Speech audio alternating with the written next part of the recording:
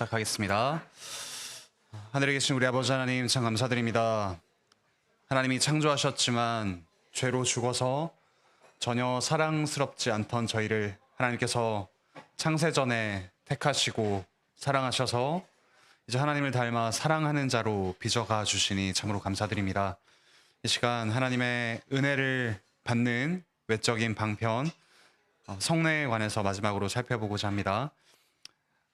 이 신앙 고백을 깨닫는 지혜를 저희에게 더하여 주시고 깨닫는 것으로 그치는 것이 아니라 실제로 성찬과 세례 가운데 저희가 실제적인 유익을 얻을 수 있도록 주께서 은혜 베풀어 주시옵소서. 감사드리며 예수 그리스도의 이름으로 기도합니다. 아멘. 네, 고린도전서 10장 말씀 읽고 시작하겠습니다. 고린도전서 10장입니다.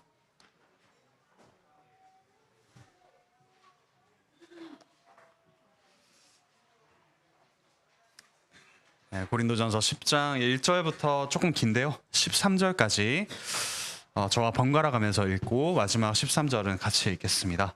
고린도전서 10장 1절부터 13절입니다. 읽겠습니다. 형제들아, 나는 너희가 알지 못하기를 원하지 아니하노니 우리 조상들이 다 구름 아래에 있고 바다 가운데로 지나며 모세에게 속하여 다 구름과 바다에서 세례를 받고 다 같은 신령한 음식을 먹으며 다 같은 신령한 음료를 마셨으니 이는 그들을 따르는 신령한 반석으로부터 마셨음에 그 반석은 곧 그리스도시라. 그러나 그들의 다수를 하나님이 기뻐하지 아니하셨으므로 그들이 광야에서 멸망을 받았느니라. 이러한 일은 우리의 본보기가 되어 우리로 하여금 그들이 악을 즐겨한 것 같이 즐겨하는 자가 되지 않게 하려 함이니 그들 가운데 어떤 사람들과 같이 너희는 우상 숭배하는 자가 되지 말라. 기록된 바 백성이 앉아서 먹고 마시며 일어나서 뛰논다 함과 같으니라. 그들 중에 어떤 사람들이 음행하다가 하루에 2만 3천 명이 죽었나니 우리는 그들과 같이 음행하지 말자. 그들 가운데 어떤 사람들이 주를 시험하다가 뱀에게 멸망하였나니 우리는 그들과 같이 시험하지 말자. 그들 가운데 어떤 사람들이 원망하다가 멸망시키는 자에게 멸망하였나니 너희는 그들과 같이 원망하지 말라. 그들에게 일어난 이런 일은 본보기가 되고 또한 말세를 만난 우리를 깨우치기 위하여 기록되었느니라. 그런즉 선줄로 생각하는 자는 넘어질까 조심하라. 같이 읽겠습니다. 사람이 감당할 시험 밖에는 너희가 당한 것이 없나니 오직 하나님은 미쁘사 너희가 감당하지 못할 시험 당함을 허락하지 아니하시고 시험 당할 즈음에 또한 피할 길을 내사 너희로 능히 감당하게 하시느니라. 아멘.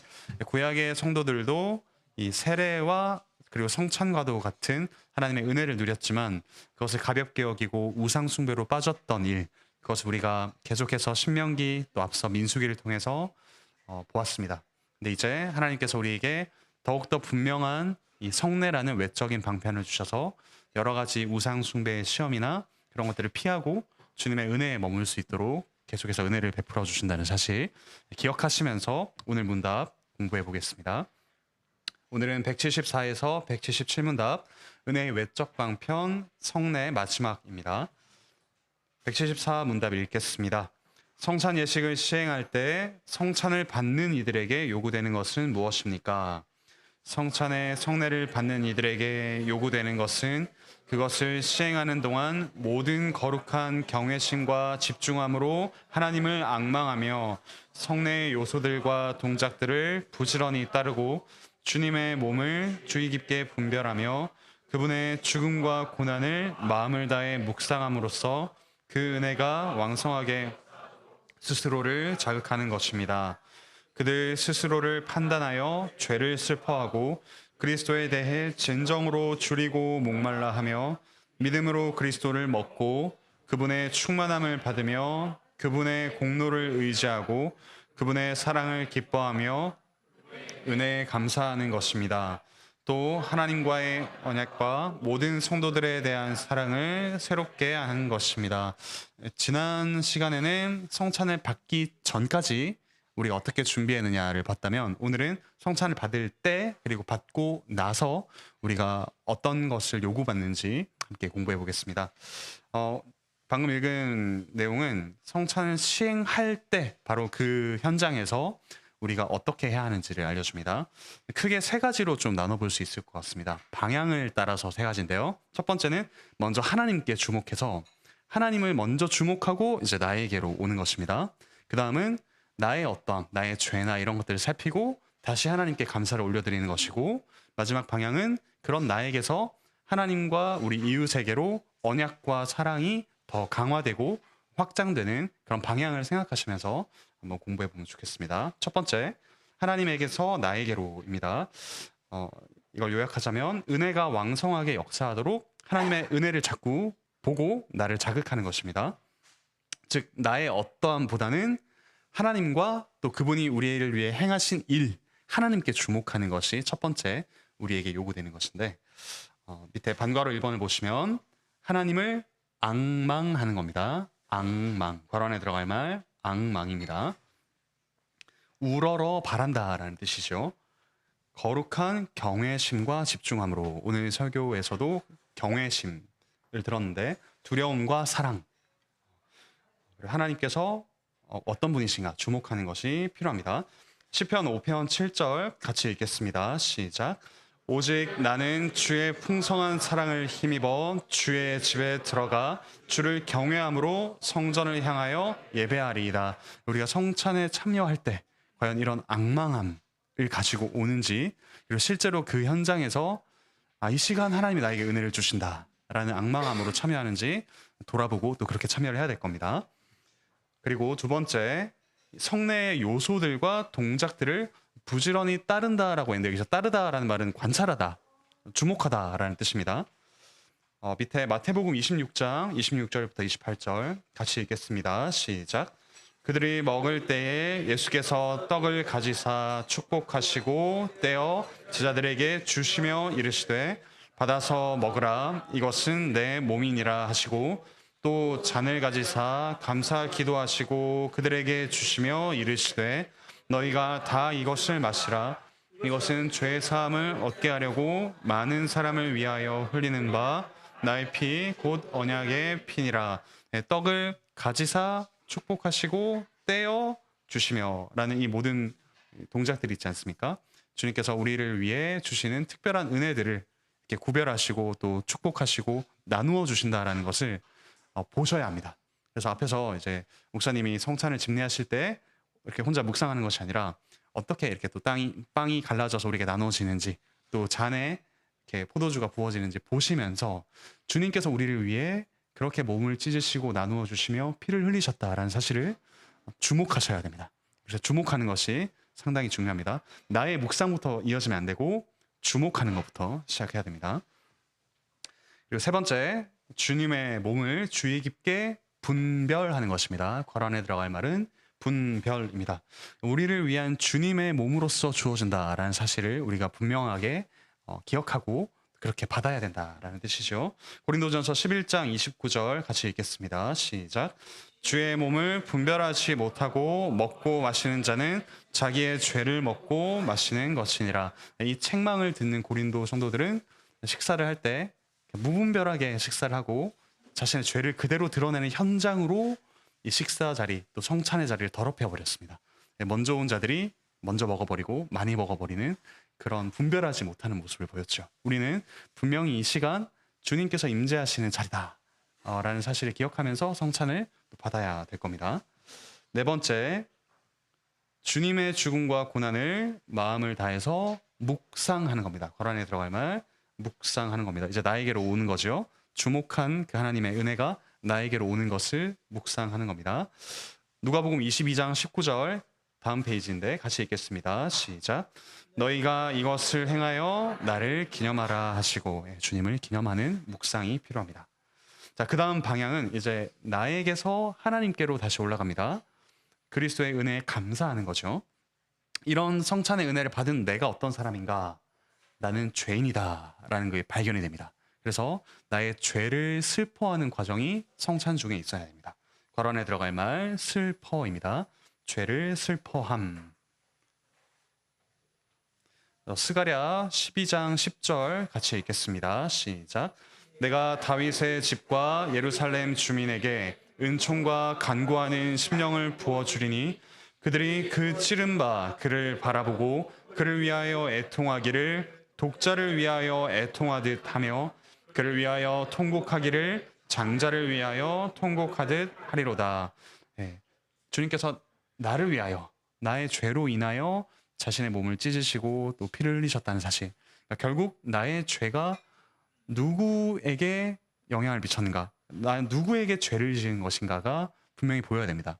그러니까 내가 양심적이지 못해서, 내가 조금 부족해 보여서가 아니라 나의 죄가 궁극적으로 누구를 향해 있는가, 그리스도를 향해 있다, 하나님을 향해 있다라는 사실이 슬퍼야 한다는 뜻이죠. 단순히 내가 조금 못난 사람이 된다가 아니라 나의 죄가 하나님께 슬픔이 되었다는 사실이 슬퍼야 한다라는 겁니다. 두 번째, 그리스도에 대한 주림과 거론에 들어갈 말 갈증입니다. 그럼에도 불구하고 그분만이 나의 죄의 문제를 해결하시고 이 영원히 배고프지 않고 영원히 목마르지 않을 양식을 주신다라는 사실, 그 갈증을 가지고 참여해야 됩니다. 요한계시록 22장 17절 같이 읽겠습니다. 시작. 성령과 신부가 말씀하시기를 오라 하시는도다. 듣는 자도 오라 할 것이요 목마른 자도 올 것이요 또 원하는 자는 값없이 생명수를 받으라 하시더라. 이렇게 우리를 부르시는 주님께 제가 목마릅니다 하고 나아가는 그런 나아감이 필요합니다. 그리고 세 번째, 거란에 들어갈 말은 믿음입니다. 믿음으로 그리스도를 먹습니다.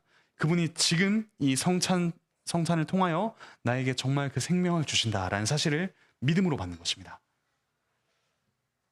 요한복음 6장 35절 같이 읽겠습니다. 시작. 예수께서 이르시되 나는 생명의 떡이니 내게 오는 자는 결코 줄이지 아니할 터이요 나를 믿는 자는 영원히 목마르지 아니하리라. 이 믿음과 그리고 소망을 가지고 성찬에 참여해야 됩니다. 네 번째, 그리스도의 충만함을 받습니다. 거란에 들어갈 말 충만입니다. 충만. 우리가 받는 빵과 또 포도주의 양이 적지만 이게 나를 채워주는 것이 아니라 그리스도께서 나를 충만하게 채워주신다는 사실을 우리가 믿음으로 고백하면서 받는 것. 그래서 그리스도의 충만함을 받는 것이 필요합니다. 요한복음 1장 16절 같이 읽겠습니다. 시작. 우리가 다 그의 충만한 데서 받으니 은혜 위에 은혜로라. 그 다음 다섯 번째는 그리스도의 공로를 의지함입니다. 거란에 들어갈 말 공로.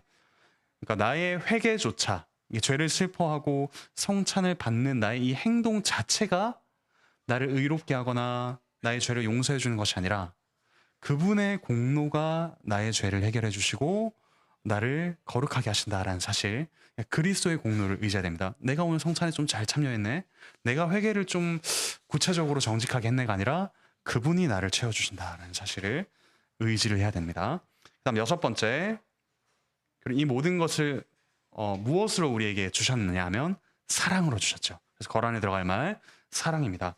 나를 위해 그분의 모든 것을 주시는 그 사랑을 기뻐하는 것이 성찬에 필요합니다. 성찬은 저번에도 말씀드렸듯이 장례식이 아닙니다. 장례식이 아니라 함께 그리스도의 죽으심을 묵상하고 또한 기뻐하는 잔치이기도 하죠. 죄에 대한 슬픔과 더불어 나를 향한 그리스도의 사랑을 기뻐하는 잔치로서 또한 감사해야 됩니다. 그래서 시편 63편 4절부터 5절 이런 고백이 우리에게 있어야겠습니다. 같이 읽겠습니다. 시작. 이러므로 나의 평생에 주를 송축하며 주의 이름으로 말미암아 나의 손을 들리이다. 골수와 기름진 것을 먹음과 같이 나의 영혼이 만족할 것이라. 나의 입이 기쁜 입술로 주를 찬송하되. 우리에게 사랑을 베푸시는 주님에 대한 사랑, 감사가 있어야 되겠죠. 그러니까 나의 죄로부터 시작하는 것 같지만 또 다시 감사로 올라갑니다. 그 다음 세 번째, 이제 우리에게서 다시 하나님과 이웃에게로 이 언약과 사랑이 분명해지고 확장되는 것을, 새롭게 되는 것을 경험해야 됩니다. 그래서 하나님과의 거란에 들어갈 말 언약입니다. 성찬이 언약을 다시금 우리에게 새겨주는 그런 자리이기 때문에 하나님과의 언약과 또 모든 성도들에 대한 사랑입니다. 사랑을 새롭게 함이 곧 이 성찬의 자리에서 이루어져야 합니다. 사도행전 2장 42절 같이 읽겠습니다. 시작. 그들이 사도의 가르침을 받아 서로 교제하고 떡을 떼며 오로지 기도하기를 힘쓰니라. 네, 성찬 가운데 하나님에 대한 언약 그리고 성도에 대한 유세에 대한 사랑이 새롭게 되는 일이 우리 초대교회에서도 일어났습니다. 다음 175문답 아까 174문답은 성찬의 그 과정, 그 현장 중에 우리에게 요구되는 바였다면 이제 175문답은 성찬이 끝나고 나서 지금 우리의 상태겠죠.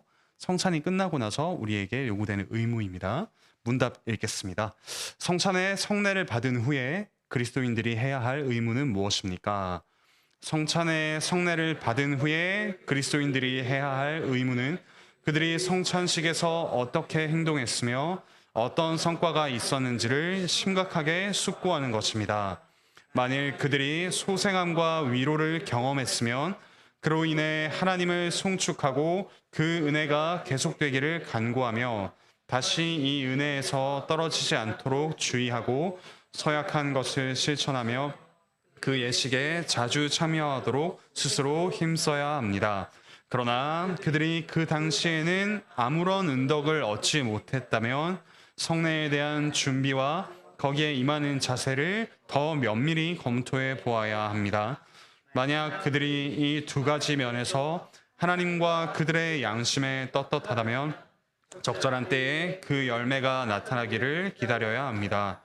그러나 만약 그들이 어느 한쪽이라도 실패했음을 발견한다면 그들은 겸비해져야 하며 차후에는 더 많은 주의와 부지런함으로 성찬에 임해야 합니다.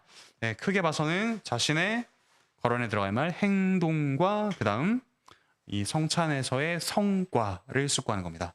행동 그리고 성과가 괄원에 들어갈 말입니다. 자기를 돌아보는 거죠.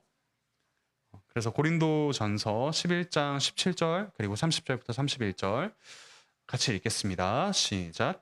내가 명하는 이 일에 너희를 칭찬하지 아니하나니 이는 너희의 모임이 유익이 못되고 도리어 해로움이라. 그러므로 너희 중에 약한 자와 병든 자가 많고 잠자는 자도 적지 아니하니 우리가 우리를 살폈으면 판단을 받지 아니하려니와. 성찬에서는 이렇게 끊임없이 자기를 돌아보는 그런 시간이 반드시 필요합니다. 지금 고린도 성도들이 그렇게 못하니까 사도 바울이 지적을 하고 있습니다. 두 가지 경우로 나눠볼 수 있습니다. 첫 번째는 성찬의 유익을 충분히 누리는 것이죠. 소생함과 위로를 경험한 경우, 그다음 반대로 당시에 아무런 은덕을 얻지 못한 경우, 이 두 가지로 나눠볼 수 있겠습니다. 첫 번째, 소생함과 위로를 경험했다면, 유익을 얻었다면 어떻게 해야 되는가? 방과로 1번, 하나님을 송축해야 됩니다. 거란에 들어갈 말, 송축하는 것이죠. 우리에게 이런 은혜를 베풀어 주시는 하나님, 우리를 먹이시는 하나님, 그리고 영원히 줄이지 않게 하시는 하나님을 송축하는 겁니다. 역대하 30장 말씀 같이 한번 보겠습니다. 구약 697면에 있습니다. 역대하 30장 21절부터 27절 말씀입니다. 역대하 30장 21절부터 27절. 히스기야 시대에 유월절을 다시 지키는 그런 장면인데 이 구약의 유월절 식사가 그 언약의 식사가 곧 신약에서의 성찬으로 이어졌다고 말씀드렸죠. 구약에서 성찬에서 구약의 유월절 식사에서 어떤 기쁨이 있었는가 같이 한번 보겠습니다. 같이 21절부터 27절 조금 긴데 한 목소리로 같이 읽겠습니다. 시작. 예루살렘에 모인 이스라엘 자손이 크게 즐거워하며 7일 동안 무교절을 지켰고 레위 사람들과 제사장들은 날마다 여호와를 칭송하며 큰 소리나는 악기를 울려 여호와를 찬양하였으며 히스기야는 여호와를 섬기는 일에 능숙한 모든 레위 사람들을 위로하였더라. 이와 같이 절기 7일 동안에 무리가 먹으며 화목제를 드리고 그의 조상들의 하나님 여호와께 감사하였더라. 온 회중이 다시 7일을 지키기로 결의하고 이에 또 7일을 즐겁게 지켰더라.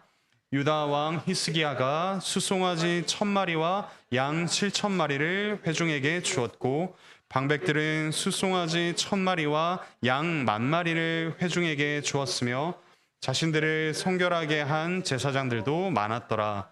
유다 온 회중과 제사장들과 레위 사람들과 이스라엘에서 온 모든 회중과 이스라엘 땅에서 나온 나그네들과 유다에 사는 나그네들이 다 즐거워하였으므로 예루살렘에 큰 기쁨이 있었으니 이스라엘 왕 다윗의 아들 솔로몬 때로부터 이러한 기쁨이 예루살렘에 없었더라. 그때에 제사장들과 레위 사람들이 일어나서 백성을 위하여 축복하였으니 그 소리가 하늘에 들리고 그 기도가 여호와의 거룩한 처소 하늘에 이르렀더라. 여러분 이런 경험 해보신 적 있으십니까? 성찬을 마치고 난 뒤에 한 번 더 있으면 좋겠다. 너무 기쁘다. 예배가 끝나고 바로 또 예배를 드리고 싶다. 많이 없으신 것 같은데 우리가 성찬에서 유익을 얻었다면 어쩌면 이런 반응이 우리에게 좀 당연한 반응일 수 있겠습니다. 성찬으로 인한 하나님을 향한 찬양, 기쁨 그런 것들이 있다면 표현하시고 감사하시고 하나님을 찬양하시면 좋겠습니다. 자, 이게 첫 번째 소생과 위로를 경험했으면 하나님을 송축하라라는 내용이었고요. 두 번째, 그 은혜가 한 번 하고 끝나는 것이 아니라 한 번 경험하고 끝나는 것이 아니라 계속되기를 간구하는 겁니다. 거란에 들어갈 말 계속입니다. 시편 36편 10절 같이 읽겠습니다. 시작. 주를 아는 자들에게 주의 인자하심을 계속 베푸시며 마음이 정직한 자에게 주의 공의를 베푸소서. 주를 모르는 자에게 베풀어 주십시오가 아니라 주를 아는 자에게 주의 인자하심을 계속 베풀어 주십시오. 압니다. 아니까 더 원하는 거죠. 이 은혜가 계속되게 해주십시오 라고 간구해야 합니다. 그 다음에 세 번째, 다시 이 은혜에서 떨어지지 않도록 주의해야 합니다. 난 이제 한번 은혜 받았으니까 마음대로 살아도 돼가 아니라 더 주의를 하는 것이죠. 너무나도 소중한 걸 받았기 때문에 더 주의하면서 사는 겁니다. 그래서 고린도전서 10장 12절 같이 읽겠습니다. 시작. 그런즉 선줄로 생각하는 자는 넘어질까 조심하라. 네 번째, 기쁨으로 우리가 서원한 것이 있다면 실천하는 겁니다. 거란에 들어갈 말 서원입니다. 서원한 것을 실천하기. 그다음 다음 페이지인데 다섯 번째로 그 성찬에 자주 참여하도록 힘써야 한다라고 합니다. 그러니까 주의하고 또 기뻐함으로써 이 성찬이 있는 날, 사실 주일도 마찬가지인데 주일에 성찬을 하죠. 빠지지 않게. 그리고 나의 준비가 또 철저하게 잘 이루어질 수 있게 은혜를 사모하며 이 성찬에 더욱더 참여하고 더 큰 유익을 얻을 수 있도록 계속해서 힘쓰는 것. 그것이 바로 성찬에서 유익을 얻은 사람에게 요구되는 의무라고 할 수 있습니다. 오늘 이런 유익을 얻으셨다면 오늘 배운 바와 같이 하나님을 송축하고 은혜가 계속되기를 간구하면서 그리고 주의하고 서원한 것은 지키며 계속해서 다음 성찬에 부지런히 참여할 수 있게 힘써야 되는 것. 이걸 결단하시고 실제로 해보시기 바랍니다. 그런데 이제 반대로 성찬의 유익을 얻지 못한 경우가 있을 수 있습니다. 그래서 당시에 아무런 은덕을 얻지 못했다면 어떻게 해야 되는가? 첫 번째, 이 성례를 준비, 거란에 들어갈 말 준비입니다. 성례를 준비하고 또 이 성례에 임하는 다음 거란에 들어갈 말 자세입니다. 우리의 준비와 또 임하는 자세를 더 면밀히 검토해야 된다는 겁니다. 혹시나 내가 이 성찬에 참여하기 전에 이 성찬을 소중하게 여기지 않진 않았는지, 혹은 반복되는 죄 속에 계속 빠져있진 않았는지, 그리고 임할 때 정말 하나님께 주목하기보다는 다른 것에 주목하지 않았는지 면밀히 검토할 필요가 있다고 합니다. 고린도전서 11장 27절 같이 읽겠습니다. 시작. 그러므로 누구든지 주의 떡이나 잔을 합당하지 않게 먹고 마시는 자는 주의 몸과 피에 대하여 죄를 짓는 것이니라. 면밀히 살펴야 하겠습니다. 두 번째, 하나님과 양심에 그럼에도 불구하고 저는 준비 때도 그렇고 실제로 그 성찬식에서도 떳떳했습니다. 저는 정말 전심을 다해 참여했습니다. 라고 한다면 어떻게 해야 되는가? 적절한 때에 열매가 나타나기를 기다려야죠. 기다림입니다. 거란에 들어갈 말 기다림. 하나님의 은혜를 기다려야 합니다. 이것도 더 유익이 될 수 있겠죠. 나의 어떤 정성과 나의 순전함이 하나님의 은혜를 받을 수 있는 조건은 아니다라는 걸 확인할 수 있는 유익한 시간으로 보내야 됩니다. 하나님께서 베풀어 주신 은혜를 기다리는 시간, 그렇게 유익하게 우리가 삼아야 될 겁니다. 시편 123편 1절 2절 같이 읽겠습니다. 시작. 하늘에 계시는 주여, 내가 눈을 들어 주께 향하나이다. 상전의 손을 바라보는 종들의 눈같이, 여주인의 손을 바라보는 여종의 눈같이 우리의 눈이 여호와 우리 하나님을 바라보며 우리에게 은혜 베풀어 주시기를 기다리나이다.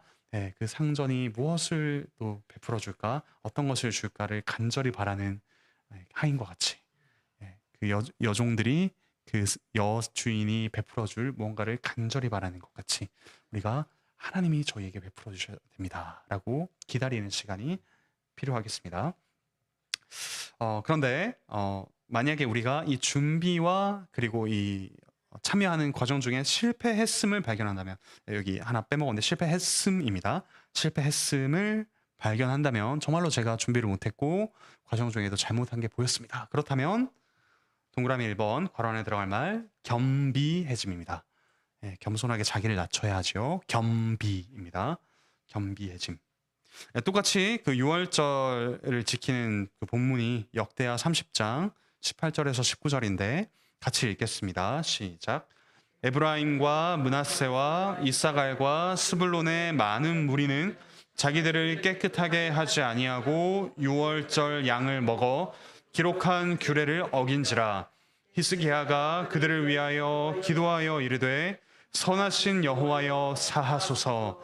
결심하고 하나님 곧 그의 조상들의 하나님 여호와를 구하는 사람은 누구든지 비록 성소의 결례대로 스스로 깨끗하게 못하였을지라도 사하옵소서 하였더니, 이런 자신의 잘못에 대한 정직한 인정과 그리고 거기에 대한 아픔, 그리고 하나님께서 용서해 주시고 더 은혜를 베풀어 주시기를 바라는 그런 겸비해짐이 필요합니다. 하나님 왜 저에게 안 주시나요? 이런 태도가 아니라 하나님 이런 저에게도 은혜를 베풀어 주십시오 라는 겸비해짐이 필요하겠습니다. 두 번째, 실패했음을 발견했다면 동그라미 2번 차후에 더 많은 주의와 부지런함으로 성찬에 임해야겠습니다. 자, 이제 마지막 성례와 관련해서 마지막 176문답입니다. 176, 177문답 두 개가 있습니다. 죄송합니다. 176문답 읽겠습니다. 세례와 성찬 이 두 성례는 어떠한 점에서 일치합니까? 성례와 일치하는 점은 둘 다 하나님께로부터 유래했으며 그 영적 측면이 모두 그리스도와 그분의 은덕이고 둘 다 같은 언약의 인침이라는 점입니다.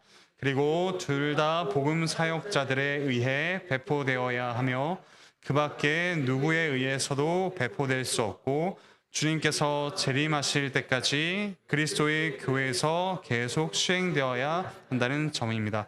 답의 제일 첫 번째 단어가 성례가 아니라 세례입니다. 죄송합니다. 세례와 성찬이 어떤 점에서 일치하는가가 176문답에 나오고 그 다음에 둘의 차이점이 177문답에 나옵니다. 공통점 보겠습니다. 첫 번째, 이게 누구에게서 유래되느냐? 동일하신 하나님께서 주신 것이다. 동일하신 하나님이 주신 것. 두 번째, 내용에 있어서 이 성례를 통해서 우리에게 주어지는 영적인 측면이 무엇이냐? 바로 그리스도입니다. 괄호 안에 들어갈 말 그리스도, 그분 자신, 그리고 그분의 은덕을 이 성례 때 세례와 성찬 모두에서 우리에게 주신다.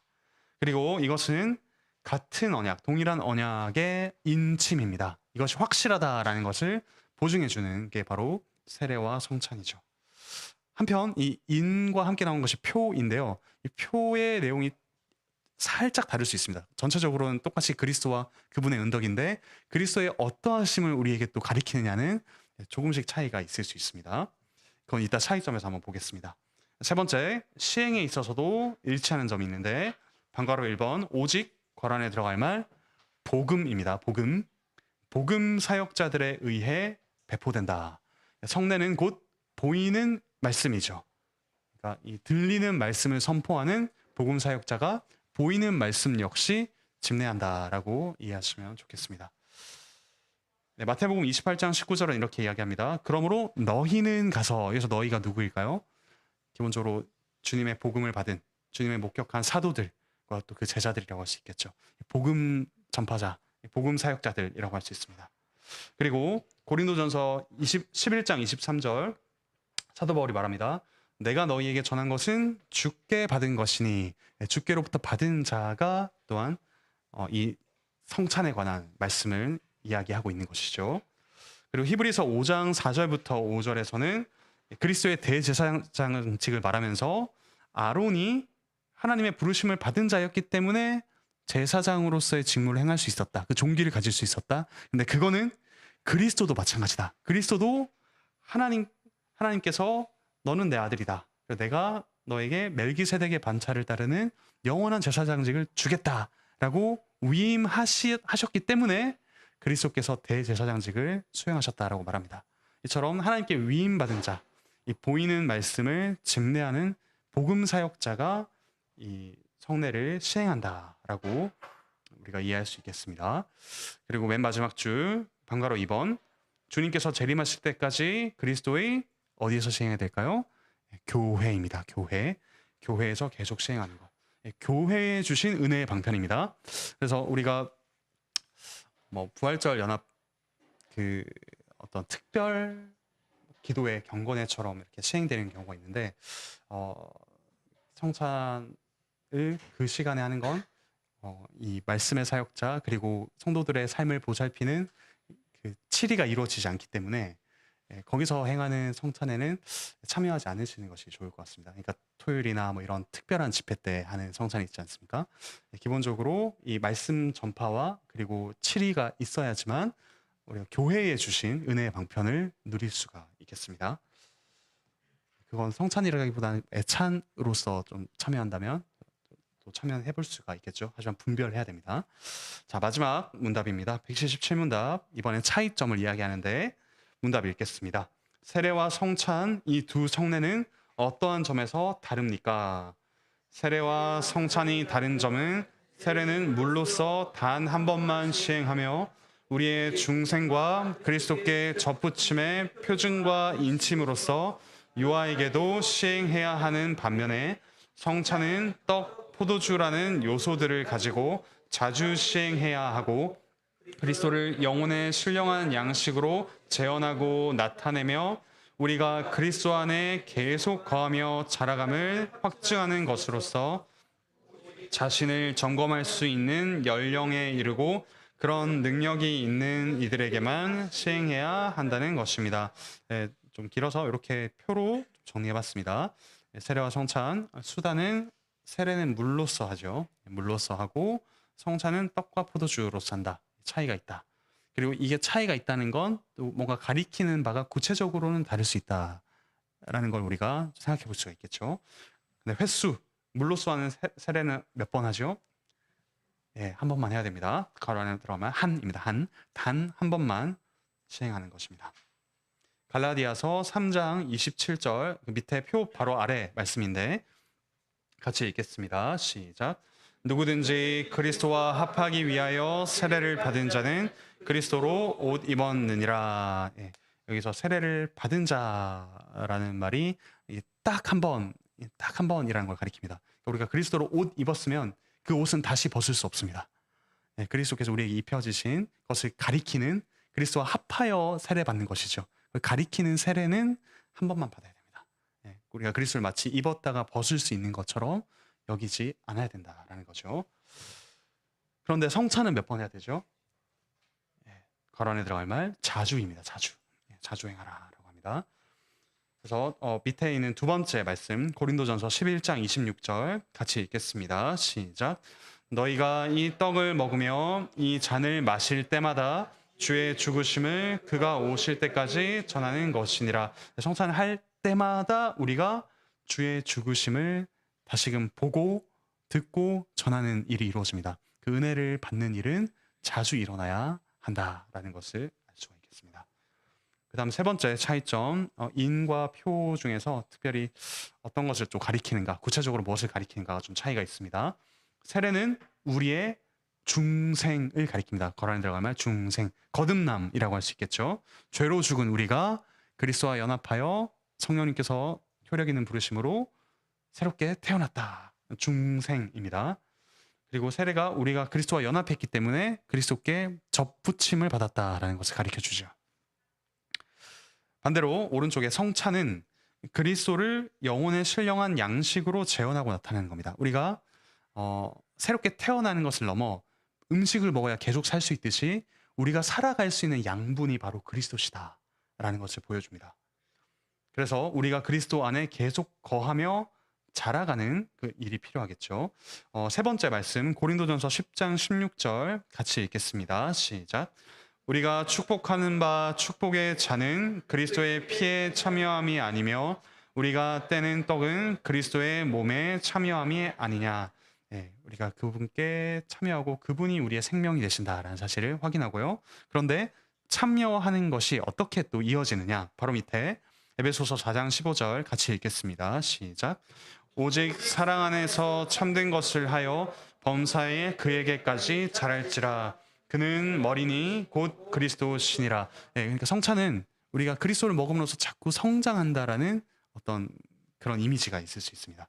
세례는 우리가 다시 태어나는 것이고요. 그런 점에서 위에 인표 세례 부분에서 죽음과 탄생을 가리키는 것이 세례입니다. 세례는 우리가 그리스도와 함께 죽고 함께 살아나는 겁니다. 그러니까 새로운 탄생이죠. 그런데 이 성찬은 우리가 태어난 사람이 성장하는 것을 또한 가리키기도 합니다. 거란에 들어갈 말 성장입니다. 애를 낳아놓고 기르지 않으면 무책임하겠지만 하나님께서 우리에게 이 세례를 주실 뿐만 아니라 성찬을 통해서 자라게 하신다라는 걸 가리키고 있다라고 이해하시면 좋겠습니다. 그 다음 세례의 대상은 누구냐 하면 유아에게도 줍니다. 거란에 들어갈 말 유아입니다. 그리고 그런데 성찬은 자신을 거란에 들어갈 말 점검입니다. 점검할 수 있는 연령과 능력이 있는 이들에게만 베풀죠. 다음 페이지 말씀을 마지막으로 좀 보겠는데요. 창세기 17장 11절부터 12절 같이 읽겠습니다. 시작. 너희는 포피를 베어라. 이것이 나와 너희 사이의 언약의 표징이니라. 너희의 대대로 모든 남자는 짐에서 난 자나 또는 너희 자손이 아니라 이방 사람에게서 돈으로 산 자를 막론하고 난 지 8일 만에 할례를 받을 것이니라. 네, 신약의 이 세례가 구약의 할례를 성취했다라고 저번에 말씀드렸습니다. 근데 할례 받을 때 아이에게 의사를 물어보지 않습니다. 난 지 8일 된 아이에게 너 할례 받을래 말래 이렇게 이야기하지 않죠. 하나님께서 그 자녀까지 포함한 언약을 맺어주셨기 때문에 자녀를 포함한 언약 속에 있기 때문에 그 아이 역시 언약 안에 들어와 있다라고 간주합니다. 사도행전 2장 38, 39절은 또 그 이어짐을 우리가 확인할 수 있는 대목입니다. 같이 읽겠습니다. 시작. 베드로가 이르되 너희가 회개하여 각각 예수 그리스도의 이름으로 세례를 받고 죄 사함을 받으라. 그리하면 성령의 선물을 받으리니 이 약속은 너희와 너희 자녀와 모든 먼데 사람 곧 주 우리 하나님이 얼마든지 부르시는 자들에게 하신 것이라 하고 세례를 너희뿐만 아니라 너희 자녀와 모든 먼데 사람 곧 하나님의 부르심을 받은 자에게 베푸는 것이다 라고 이야기하고 있습니다. 너희와 너희 자녀가 여기서도 포함이 되죠. 세례에서도 이 언약의 자녀들이 포함이 됩니다. 한편 이 성찬은 자기를 점검할 수 있는 자에게만 베풀어야 한다라고 하죠. 고린도전서 11장 26절 같이 읽겠습니다. 시작. 사람이 자기를 살피고 그 후에야 이 떡을 먹고 이 잔을 마실지니. 난지 8일 된 아이는 자기를 살필 수가 없습니다. 그래서 자기를 살피고 믿음을 고백하는 자들에게만 세례를 받고 입교를 한 이들에게만 이 성찬에 참여할 수 있게 허용을 해주는 것입니다. 이렇게 우리 믿음의 은혜의 외적 방편 두 번째인 성례에 대해서 좀 공부를 마쳤는데 첫 번째가 이제 복음 설교 말씀이었죠. 은혜의 외적 방편. 두 번째가 성례였고 이제 다음부터 할 것이 기도입니다. 기도까지 하면 이제 대교리 문답이 끝이 납니다. 오랫동안 달려오시느라 많이 힘드셨을 텐데 성찬의 은혜를 크게 누리시고 유익이 좀 있기를 바랍니다. 혹시 질문 있으실까요?